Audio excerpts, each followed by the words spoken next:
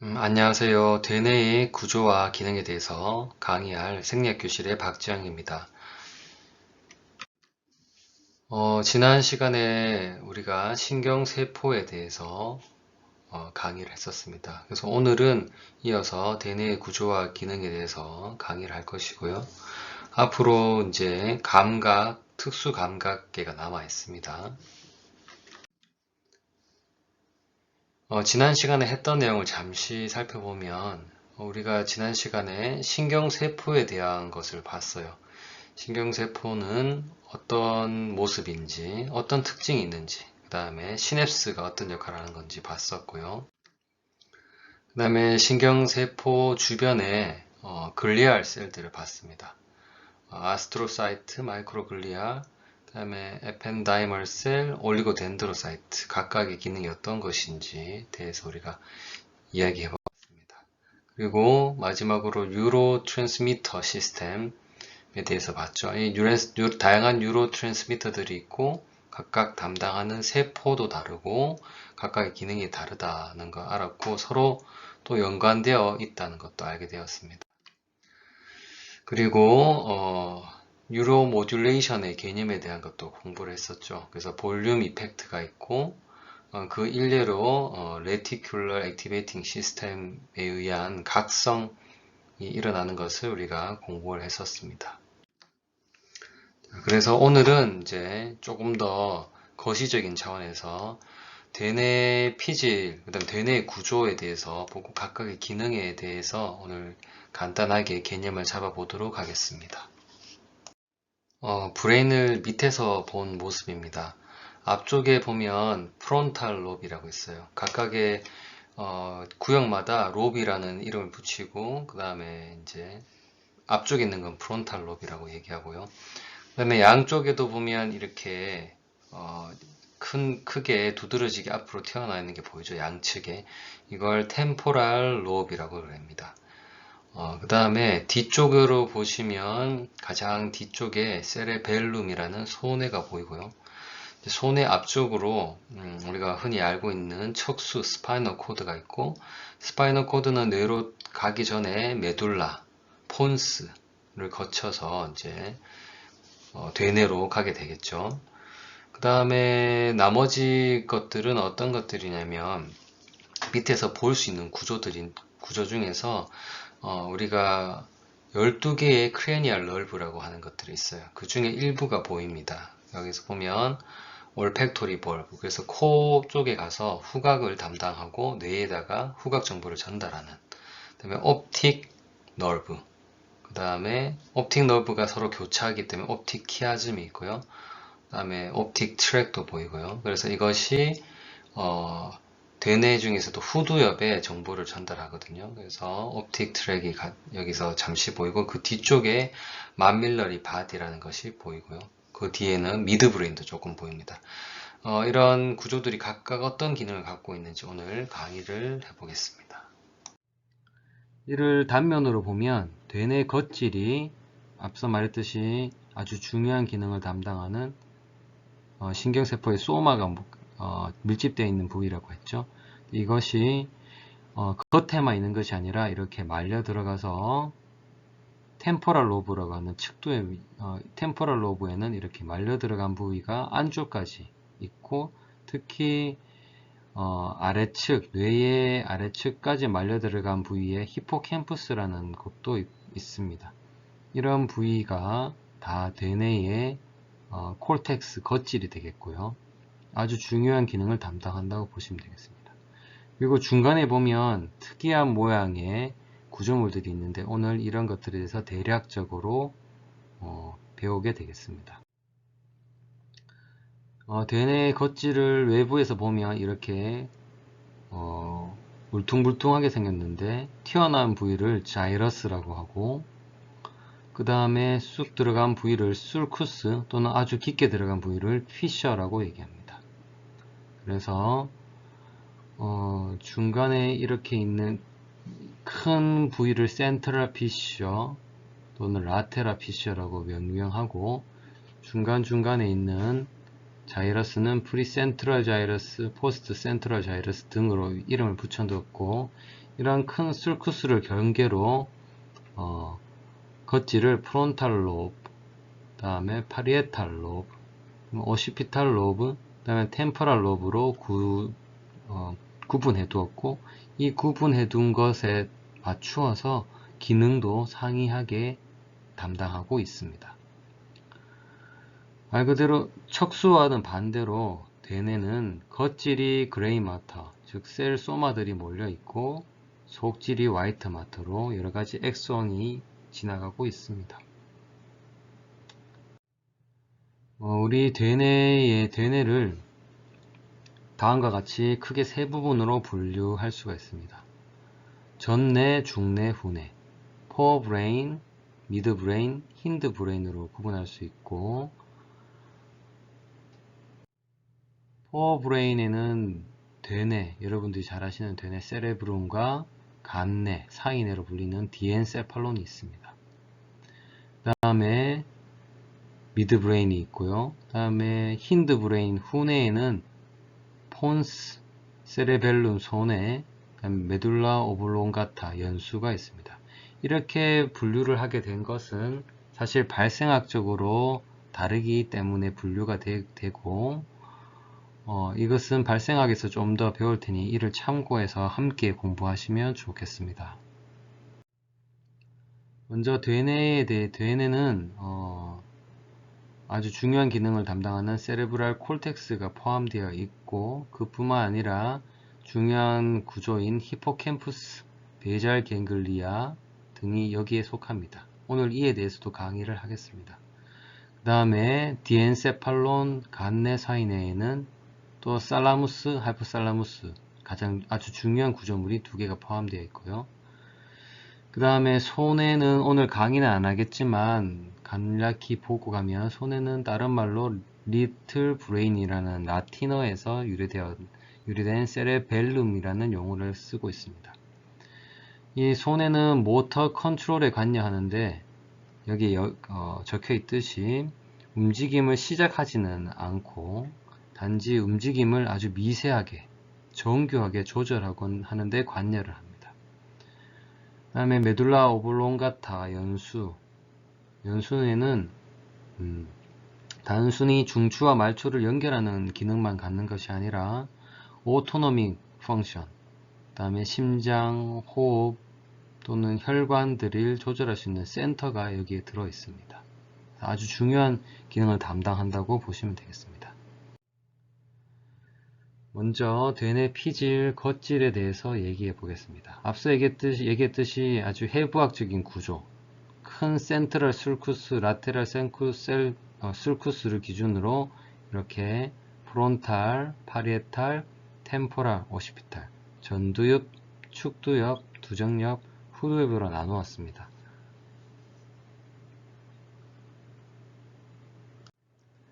이러한 콜텍스는 잘 아시다시피 우리의 좀 고위 기능을 담당하고 있습니다. 즉 학습이라든지 기억, 러닝의 메모리죠. 또는 판단, 언어 활동 등의 고위 기능을 담당하고, 이 겉질, 즉 세레브랄 헤미스피어의 아우터 레이어, 이런 콜텍스는 총 6층의 층으로 나눠져 있습니다. 아마 조직학 시간에 좀 더 배울 것 같습니다. 그리고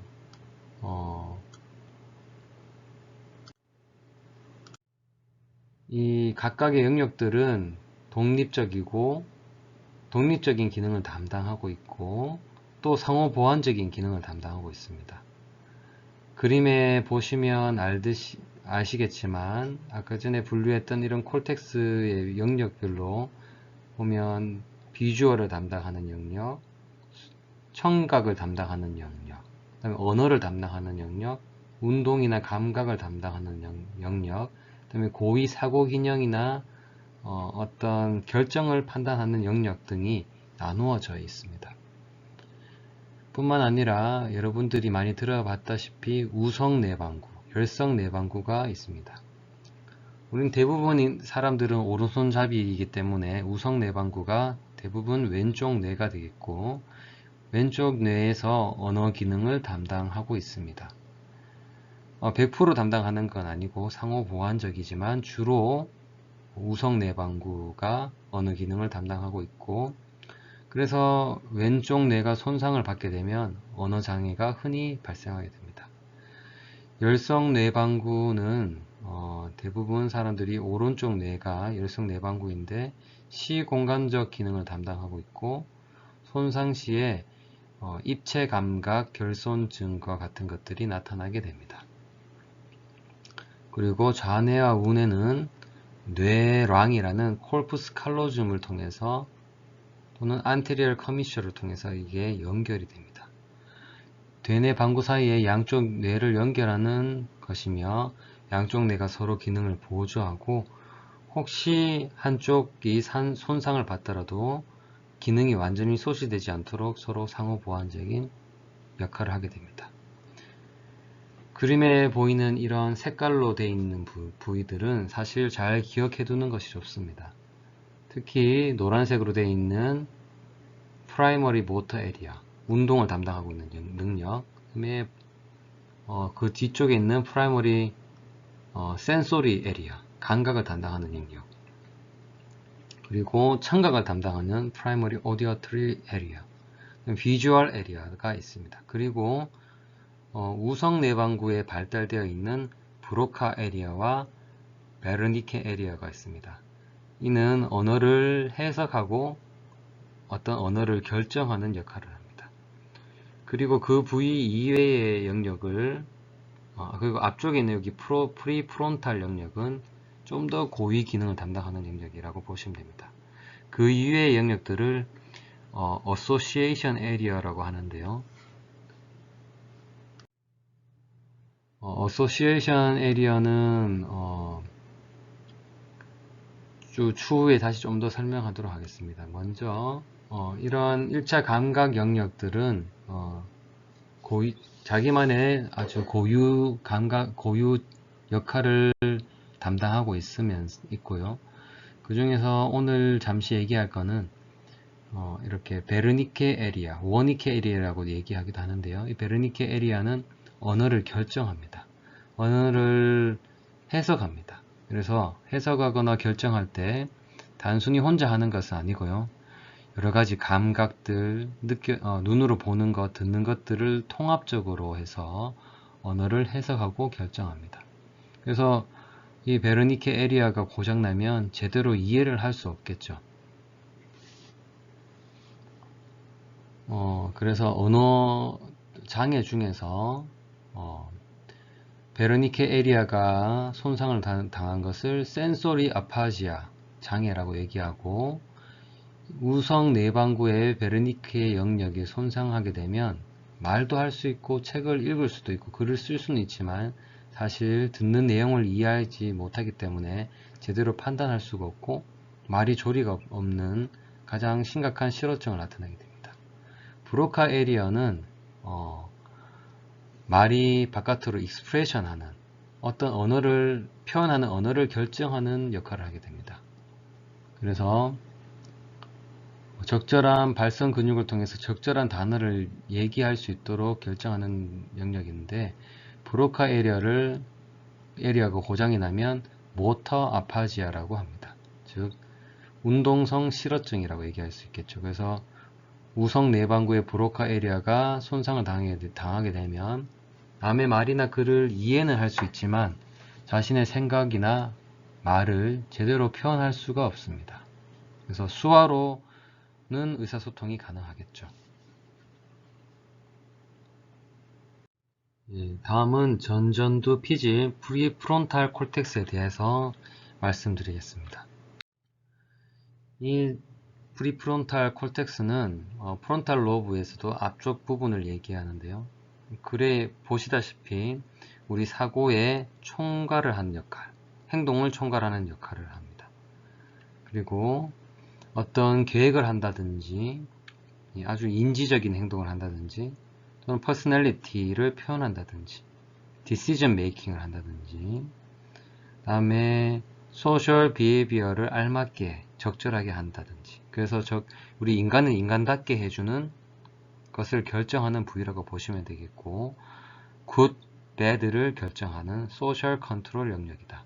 또는 퍼스널리티를 결정하는 영역이라고 보시면 되겠습니다. 그래서 프리프론탈 콜텍스를 손상 당하게 되면 아주 인간적이지 못하고 포악하고 잔인하거나 원초적인 행동을 하게 바뀔 수가 있겠습니다. 다음으로 브레인스템에 대한 얘기입니다. 브레인스템은 앞서도 잠깐 얘기했지만 미드브레인, 그 다음에 폰스, 메돌라 오블롱가타 이렇게 세 부분의 영역으로 구성이 되어 있습니다. 말 그대로 스템이라고 하니까 우리 몸의 생명의 가장 중추적인 역할을 담당한다고 보시면 되겠습니다. 그래서 심장과 호흡을 조절하는 영역이 여기 들어있고 의식, consciousness를 조절하는 영역이 여기에 들어있습니다. 그래서 브레인스템을 확대해 보면 어떤 것들이 들어있냐면 여러분들 들어보신 적이 있겠죠. 도파민, 아세틸콜린, 노르에피네프린, 세로토닌과 같은 신경 전달 물질, 주요 신경 전달 물질을 분비하는 세포들이 군집을 이루고 몰려 있습니다.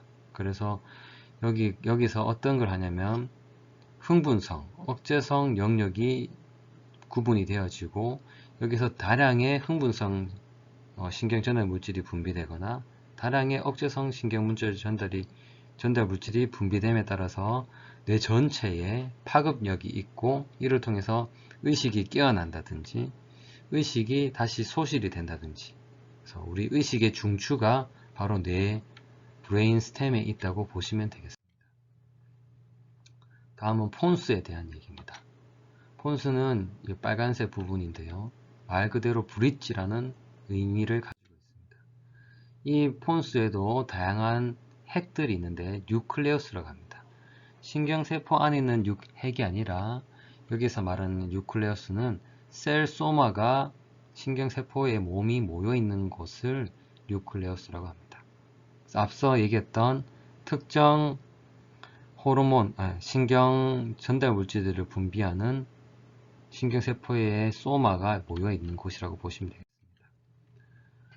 그래서 이 뇌교에 있는 신경핵들이 어떤 걸 담당하느냐 아주 중요하고도 원초적인 기능들입니다. 잠을 자거나 숨을 쉬거나 다음에 소변을 컨트롤하거나 균형을 잡거나 다음에 뉴모택식 센터라고 해서 호흡의 횟수를 조절하거나 수면을 조절하는 센터들이 모여 있다고 봅니다. 다음으로 살라무스에 대한 내용입니다. 살라무스는 시상이라고도 부르는데 그리스어로는 룸 또는 챔버라는 의미를 가지고 있습니다. 그래서 그림에 보시는 것처럼 룸이나 챔버처럼 생긴 것이 양측에 있고 서로 연결되어 있습니다. 그리고 우리 내축 수액이 흐르고 있는 벤트리클에 둘러싸여져 있습니다. 내축 척수액은 뇌에서 그냥 막 흐르는 것이 아니라 특정 관을 통해서 흐르는데요. 보시면 lateral ventricle, third ventricle 등과 같은 구조물을 따라서 내척수액이 흐르고 있습니다. 그 가운데에 이 시상이 위치하고 있습니다.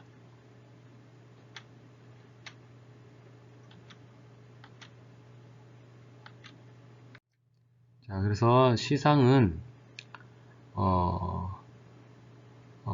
크기가 아주 작은 계란과 같은 크기인데요. 보시면 여러 가지 핵들이 있고 감각, 그다음에 스페셜 센스, 그다음에 모터 시그널 등이 여기 모였다가 특정 영역으로 이동할 수 있도록 해주는 하나의 통합 정류소 역할을 한다고 보시면 되겠습니다.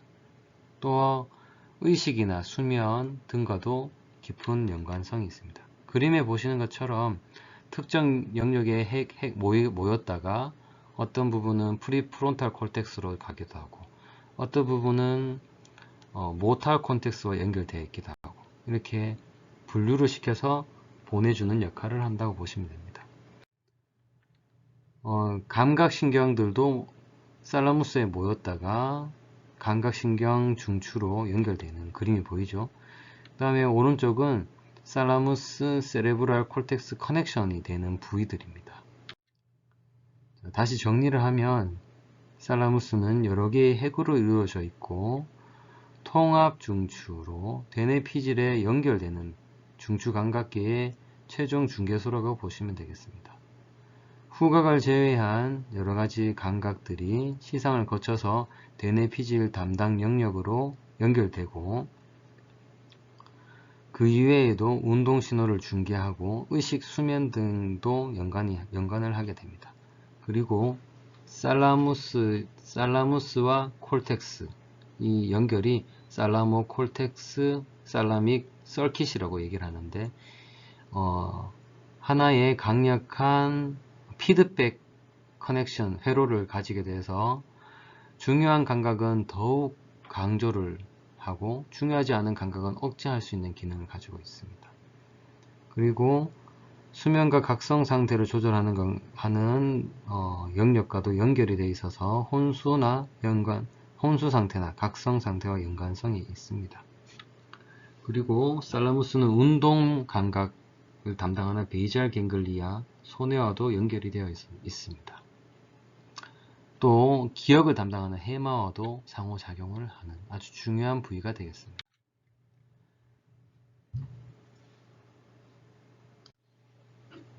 다음은 시상하부입니다. 하이포살라무스라고 하는데요. 살라무스 아래쪽에 있습니다. 말 그대로. 그리고 크기는 아몬드 정도 크기고요. 이 살라무스는 바로 밑에 하이포살라무스가 있고 하이포살라무스 밑에는 피추이트리 글랜드라는 것이 있습니다. 피추이트리 글랜드는 말 그대로 글랜드니까 여러가지를 분비할 수 있는 셈이 되겠습니다. 하이포살라무스의 기능에 대해서 좀 더 얘기를 해보겠는데요. 어떤 기능이냐면 여기 중간에 있는 거 보시면 신경계와 내분비계를 연결하는 기능을 가진다. 그래서 하이포파이시스, 축이 된다고 봅니다. 그리고 신경계의 어떤 여러가지 정보들을 종합해서 호르몬을 더 분비할 건지 말 건지를 연계하는 중요한 역할을 하고 있고 이 하이포살라무스에서도 중요한 호르몬들을 분비를 해서 피추이트리 글랜드에 명령을 내리게 됩니다. 그러면 피추이트리 글랜드를 통해서 우리 몸의 전체 내분비계를 조절한다고 보시면 되겠습니다. 자, 그림을 보시면 좀 더 이해가 잘 되실 건데요. 하이포살라무스에서 만들어지는 호르몬들이 피추이트리 글랜드의 앞과 뒤에 연결이 되어 있고 이를 통해서 피추이트리 글랜드가 분비하는 호르몬이 어디에 연결이 되냐면 우리 말초에 있는 생식기 호르몬, 그 다음에 성장 호르몬, 그 다음에 유방이나 자궁의 유즙 분비 호르몬이나 자궁 수축 호르몬, 그 다음에 갑상선 호르몬, 아드레날 글랜드의 아드레날린, 그 다음에 신장에서 소변의 양을 결정하는 호르몬, 이런 것의 분비의 양을 결정하는데 피추이트리 글랜드가 영향을 미치고 이 피추이트리 글랜드의 기능을 누가 조절하냐면 하이포살라무스가 조절하게 됩니다. 그래서 신경계와 내분비계를 연결하는 기능을 한다고 말할 수 있습니다. 왜 신경계와 내분비계가 연결이 되어야 되냐면 우리 대뇌에서 받는 여러가지 정보들이 또는 눈으로 들어오는 정보가 신경 정보가 하이포살라무스에 전달되고 이 하이포살라무스가 그를 통해서 호르몬 분비를 조절하게 됩니다. 단순하게 엄마가 아기한테 모유를 줄 때 단순하게 모유가 나오는 것이 아니라 아기가 엄마의 가슴을 이렇게 빠는 행위가 모유가 나오도록 하겠죠, 당연히. 하지만 그 이외에 아기가 우는 울음소리, 그 다음에 엄마가 느끼는 여러가지 걱정이나 스트레스, 이런 것들도 종합적으로 모유의 양을 결정해야 됩니다. 그래서 이런 것들이 바로 다시 하이포살라무스 신경계와 내분비계를 연결해서 호르몬의 양을 결정하게 되는 하이포살라믹 피추이트리 엑시스라고 합니다. 자, 근데 이게 어떻게 되냐면 하이포살라무스에서는 어떤 피추이터리의 명령을 전달하는 호르몬을 만들어냅니다. 그것들의 이름은 나중에 배우겠지만 대부분 갑상선 호르몬을 예로 들면 릴리징 호르몬, 사이로이드 호르몬을 분비하는 릴리징 호르몬을 하이포살라무스에서 만들어내고, 피추이터리 글랜드에서는 스티뮬레이팅 호르몬을 만들어내고, 이것이 갑상선에 가서 갑상선 사이로이드 호르몬을 만들어내게 됩니다.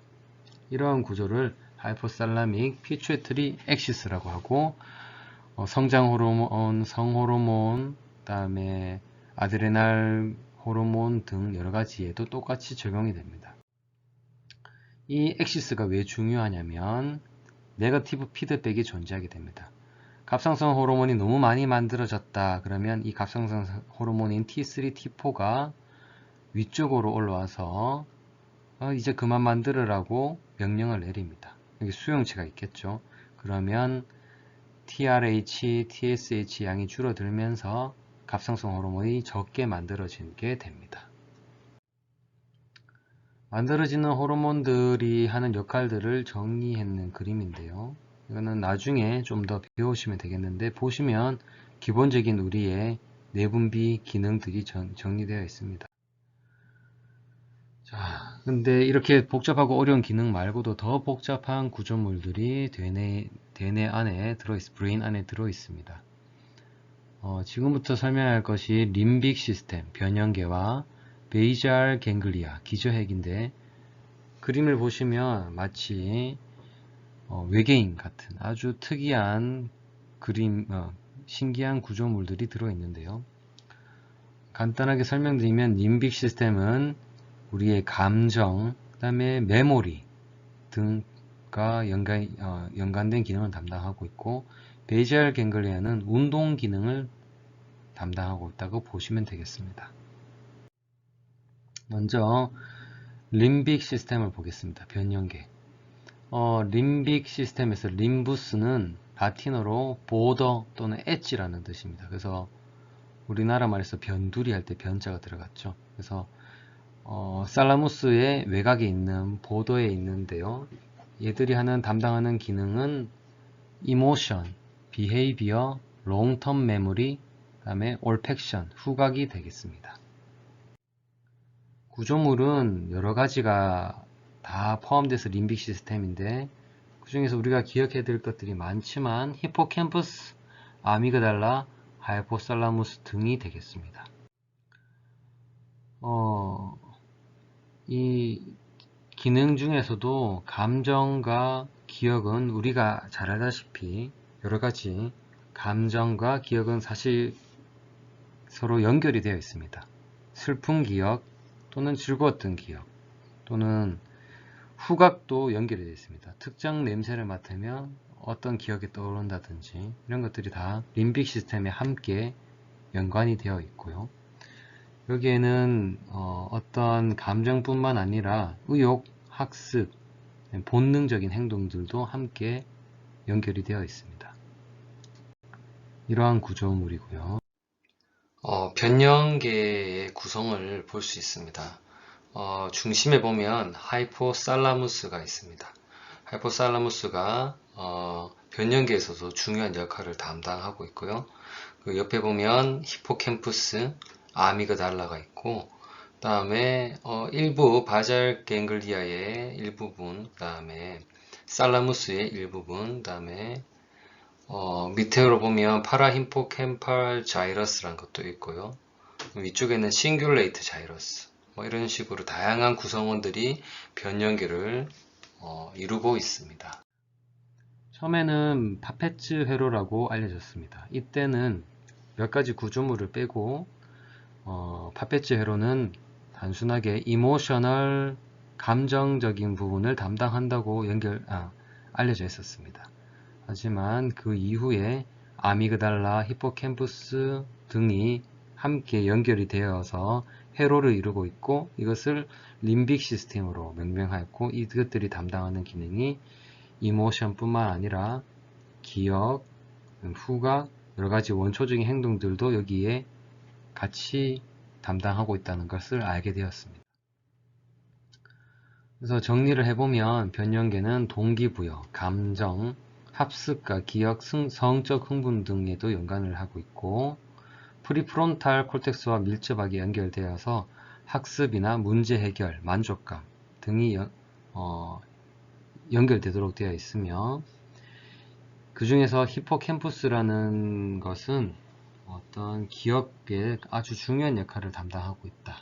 또는 공간 지각 기억에도 중요한 역할을 담당하고 있다고 하겠습니다. 그 외의 것들은 참조하시기 바랍니다. 그리고 림빅 시스템의 하이포살라무스도 연결이 되어 있죠. 그래서 이러한 변연계의 기능은 하이포살라무스와도 연결되어 있어서 종국적으로 호르몬 분비와도 연결이 될 수 있다고 보시면 됩니다. 해마에 대해서 좀 더 이야기해 보겠습니다. 해마는 영어로 히포캠퍼스라고 하죠. 근데 이 이름이 어디에서 유래가 되었냐면 실제 바다에 사는 해마인 시홀스의 학명에서 유래가 됐어요. 이 뇌의 구조물인 해마를 꺼내서 보면 진짜 바다에 사는 시홀스와 모양이 아주 닮아 있기 때문에 이 시홀스인 지너스 히포캠푸스 여기서 이름을 따온 거죠. 그래서 히포캠푸스라는 이름을 갖게 되었는데 이 히포캠푸스의 기능을 알게 된 거는 아주 불행한 과거의 의학 역사 사건에 의해서 그 기능을 알게 되었습니다. 헨리 모라이슨이라는 이 환자 덕분인데 사실 좀 불쌍한 이야기가 있습니다. 헨리 모라이슨은 어릴 때 사고로 인해서 어떤 간질이라는 질병을 갖게 돼요. 사고로 인한 간질 발작을 어릴 때부터 계속 해오다가 20, 30대에 좀 더 심한 간질 발작을 경험하고 대략 30살쯤, 연도는 1953년경입니다. 그때쯤에 뇌수술을 받기로 합니다. 그래서 미국의 신경외과 의사인 윌리엄 스코빌 교수에 의해서 교수가 그 수술을 담당했고, 이 스코빌 교수는 이 몰라이슨의 발작이 좌우 양측에 있는 중앙에 있는 측두엽 중에 일부, 현재로 치면 히포캠푸스를 포함한 측두엽 일부예요. 일부에 어떤 원인이 있어서 이런 간질 발작이 일어난다고 판단해서 이 부위를 대략 주먹만한 크기만큼 제거를 해버렸습니다. 그래서 이 수술로 인해서 실제 간질은 대부분 치유가 된 것으로 알고 있습니다. 하지만 문제는 그 이후에 발생을 했죠. 간질 발작도 거의 없어지고 치료가 된 듯 했지만 이 부분에 해마가 포함되어 있어서 실제로 해마의 기능을 잃어버렸죠. 그래서 이 몰라이슨은 어떤 일이 일어났냐면 더 이상 새로운 기억을 저장할 수가 없었어요. 장기 기억으로 저장할 수가 없었어요. 그래서 이 몰라이슨이 기억을 새로 저장할 수 없는 사람이 됨을 알게 됨으로써 이 사람이 나이가 들 때까지 아주 장기적인 환자 연구에 어떤 하나의 표본이 된다 할까요? 그래서 이 환자는 사실 좀 불행한 삶을 살았다고 볼 수 있는데 이 사람의 희생으로 인해서 사실 히포캠푸스 또는 측두엽의 많은 기능을 알게 된 것이죠. 그래서 예를 들면 수술 이후에 만난 사람의 얼굴 또는 이름 또는 그 이후에 겪게 되는 경험이나 공부한 것들을 모두 장기 기억으로 저장할 수 없기 때문에 기억할 수가 없게 되는 거죠. 그리고 이 해마가 이제 앞서 말한 대로 장기 기억 또는 외현 기억이라 하죠. 뭔가 이런 것들은 해마가 없었기 때문에 이 몰라이슨은 할 수가 없었고 지금 순간에 일어나는 단기적인 기억은 잠시는 할 수 있었죠. 그리고 우리가 절차 기억이라고 하는 것들, 뭔가 본인이 원래 옛날부터 만들기를 했으면 그런 것들을 할 수 있고 양치를 한다든지 뭔가 절차 기억, 작업에 대한 기억들은 잘 유지를 했습니다. 그래서 해마는 작업 기억, 절차 기억은 관여하지 않고 단기 기억도 관여하지 않지만 기억을 장기적으로 간다든지 이런 것들은 주요 역할을 한다는 것을 알게 되었죠. 그래서 사실 의학적으로는 상당히 큰 성과를 알게 되었고 개인의 일생은 좀 불행했다고 할 수 있지만 뇌과학에서는 이 환자 덕분에 많은 것을 알게 되었습니다. 해마는 사실 이제 옆에서 보면 이렇게 시옷처럼 생긴 모양이지만 앞에서 보면 양측에 이렇게 지금 붉은색으로 보이는 저런 모양으로 보이는데 그래서 메디얼 템포럴 로브라고 해요. 템포럴 로브 중에서도 메디얼 측 안쪽에 있다 이렇게 하고 그 다음에 기저면에 콜티컬 스페이스 기저면에 있다고 바닥면에 있다고 할 수 있겠습니다. 그리고 중요한 것은 뉴로제네시스가 일어나는 부위입니다. 원래 신경세포는 이제 잘 새로 만들어지지 않습니다. 그래서 왜 척추 손상을 당하거나 뇌 손상을 당하고 나면 그 기능이 회복이 잘 안 되잖아요. 그래서 이 해마는 뉴로제네시스, 신생이 새로 잘 일어나는 부위고요. 이것에 대해서는 뒤로 다시 좀 더 얘기를 할 거고요. 그리고 앞서 얘기했듯이 해마는 기억 쇼텀 메모리를 롱텀 메모리로 컨솔리데이션 이라고 합니다. 단기 기억을 장기 기억으로 만드는 것을 컨솔리데이션 기억의 강화라고 하는데 이것을 담당하고 있고 또 공간 감각 스파셜 내비게이션에도 중요한 역할을 하고 있습니다. 그래서 알츠하이머 환자인 경우에 과거에 일어났던 일들이나 이런 것들은 어느 정도 잘 유지를 초반에는 하는 편이죠. 하지만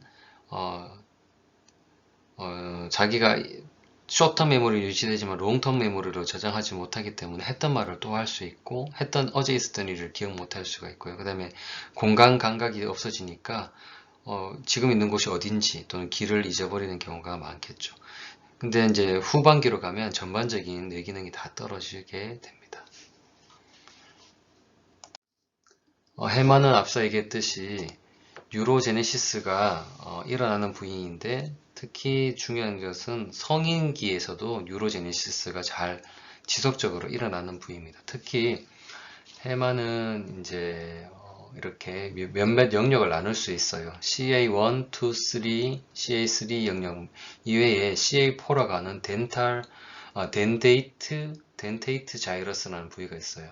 이 부위가 뉴로제네시스가 왕성하게 일어나는 부위인 것으로 알려져 있고 나이가 들어도 계속적으로 뉴로제네시스가 일어날 수 있다고 알려져 있습니다. 다만 이제 뭐 질병이 없고 그다음에 또 왕성한 어떤 기억 활동을 하는 경우에 한해서겠죠. 그래서 우리가 이것을 잘 이용해야 되겠습니다. 그리고 수면과도 연관이 있어요. 잠을 많이 잔 경우에 이것도 순전히 연구에 대한 영역이긴 하지만 연구에서 10시간 이상 잔 사람과 10시간 이하로 자는 사람들을 비교했을 때 히포캠퍼스의 크기가 10% 이상 차이 나는 것으로 알려져 있습니다. 그래서 수면도 이런 뉴로제네시스에 충분히 영향을 미치고 있음을 우리가 알 수 있고요. 히포캠퍼스가 크고 건강할수록 또 뉴로제네시스가 잘 일어날수록 우리가 기억력도 훨씬 좋을 수 있고 여러가지 고등적인 사고를 하고 기억하는데 원만하게 그 역할을 담당할 수가 있겠습니다. 자, 다음은 베이잘 갱글리아입니다. 베이잘 갱글리아는 살라무스 양측에 이런 모양으로 위치를 해 있고요. 여러가지 구조물들이 여기도 포함되어 있습니다. 그 구조물들을 나중에 이렇게 보고 외우기도 하고 공부하실 건데 푸타멘, 카우데이트 유클레우스, 그 다음에 글로부스 팔리두스, 그 다음에 substantia nigra. 이 중에서 사실 다 기억하면 좋겠지만 substantia nigra라는 부위가 있는데 여기를 흑색질이라고 합니다. 말 그대로 과립들이 아주 많겠죠. 그래서 흑색이란 뜻의 nigra라는 뜻이 여기에 포함이 되어 있고 여기는 도파민을 분비하는 신경세포들이 많이 몰려 있습니다. 그래서 도파민이 다른 말로 하면 이런 운동 기능을 담당하는 베이잘 갱글리아, 즉 도파민이 운동 기능에 중요하다는 것을 우리가 알 수 있겠습니다.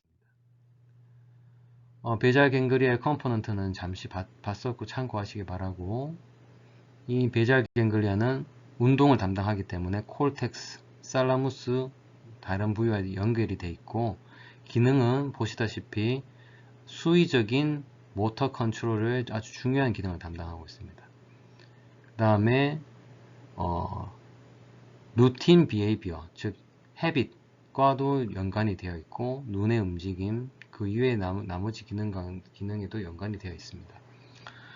베이잘 갱글리아에 손상을 당하면 무브먼트 디스오더가 생깁니다. 그래서 뭔가 운동에 장애가 생기는 질병들, 파킨슨, 헌팅톤 디지즈 등이 베이잘 갱글리아 손상과 연관이 있습니다. 잘 아시다시피 권투 선수였던 무하마드 알리나 마이클 제이 폭스와 같은 유명 연예인들이 파킨슨 질병에 걸렸었는데요. 베이잘 갱글리아 중에서도 앞서 얘기했던 서브스탄시아 나이그라라는 흑색질 부위에 도파민이 감소하게 됩니다. 도파민이 부족해지면서 운동에 장애가 생기는데 아주 특징적인 모습을 보이게 됩니다. 여러가지 관절의 움직임들이 아주 리지디티, 뻣뻣해지고 걸음걸이가 총총 걷기도 하고 운동에 장애들이 생겨서 제대로 움직일 수가 없는 질병이 되겠습니다.